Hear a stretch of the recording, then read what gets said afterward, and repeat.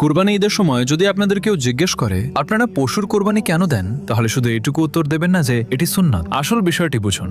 1000 বছর আগে হযরত ইব্রাহিম আলাইহিসসালাম স্বপ্নে বারবার দেখছিলেন যে আল্লাহ তার কাছে তার সবচেয়ে প্রিয় জিনিসের কোরবানি চাইছেন, আর সেই সবচেয়ে প্রিয় জিনিসটি ছিল তার একমাত্র পুত্র হযরত ইসমাঈল আলাইহিসসালাম। কারণ হযরত ইব্রাহিম আলাইহিসসালাম 86 বছর বয়স পর্যন্ত নিঃসন্তান ছিলেন। পিতা ও পুত্র দুজনেই আল্লাহর হুকুম মেনে নিতে রাজি হয়ে গেলেন। হযরত ইব্রাহিম আলাইহিসসালাম চোখে পট্টি বাঁধলেন এবং ছুরি চালালেন, কিন্তু আল্লাহর কুদরতে হযরত ইসমাঈল আলাইহিসসালামের জায়গায় একটি জান্নাতি দুম্বা চলে এলো। আর এখান থেকেই এই কথাটি ছড়িয়ে পড়ল যে আল্লাহর কাছে কোরবানির এই সুন্নতটি অত্যন্ত পছন্দনীয়। নবীজি সাল্লাল্লাহু আলাইহি ওয়াসাল্লামও প্রতি বছর কোরবানি করেছেন। তিনি বলেছেন, যার সামর্থ্য আছে তারপরও কোরবানি করে না, সে যেন আমাদের ঈদগাহের কাছেও না আসে। এবার সবচেয়ে জরুরি বিষয়টি বুঝুন। আল্লাহ কোরআনে বলেন, আল্লাহর কাছে সেই পশুদের মাংস পৌঁছায় না, আর না পৌঁছায় রক্ত, বরং তার কাছে পৌঁছায় আপনাদের তাকওয়া। তাই কোরবানি শুধু